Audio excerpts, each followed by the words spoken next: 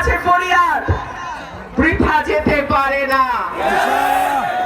ইনশাআল্লাহ হাজার মানুষের হাত যার জন্য ওঠে, আল্লাহ তার জন্যই জয়ের কথা লিখে। আল্লাহর রহমত না হলে এত মানুষের ভালোবাসা আমার পাওয়ার কোনো কারণ নাই। আমি যেই এলাকাতেই যাই, পাকশিমুল, পানিশ্বর, চুনটা, অরাইল, সদর, সরাইল সদর, ভুদুন্তি, চান্দুরা, শাহবাজপুর, সাদনাপুর, নোয়াগাঁও, সবখানে মানুষের ঢল। আমার যেই রাস্তা 5 মিনিটে পার হওয়ার কথা, আপনাদের ভালোবাসায় ওই রাস্তা আমি 1 ঘন্টায় পার হই। তাইলে আমারে বলেন আমি কেমনে আসবো সময় মতো?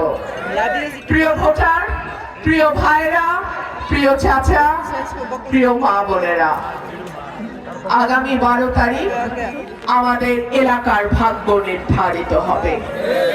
আমি বিশ্বাস করি আমার ভোটারের একটা ভোট তার নিজের, তার পরিবারের, তার ভবিষ্যতের প্রজন্মের, তার এলাকার, তার আসনের ভাগ্য নির্ধারণ করে। আমরা গত 45 বছরের বেশি সময় আমাদের এলাকায় কোনো উন্নয়ন হয় নাই।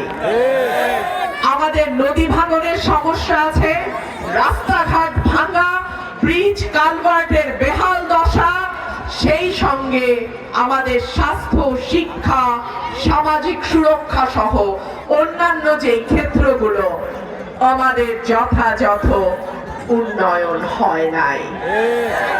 আপনারা 5 বছর পর পর ভোট দিয়েছেন, প্রতিনিধি নির্বাচন করেছেন, কিন্তু একজন যোগ্য অভিভাবক যদি আপনাদের পাশে না থাকে, একজন যোগ্য অভিভাবক যদি এলাকার অভিভাবকত্ব না নেয়, তাহলে এলাকার উন্নয়ন, অগ্রগতি সম্ভব না। এইবার জরিপে বলছে 30% মানুষ, মানে 100 জনের মধ্যে 30 জন মার্কা দেখবে না, তারা প্রার্থী খুঁজবে।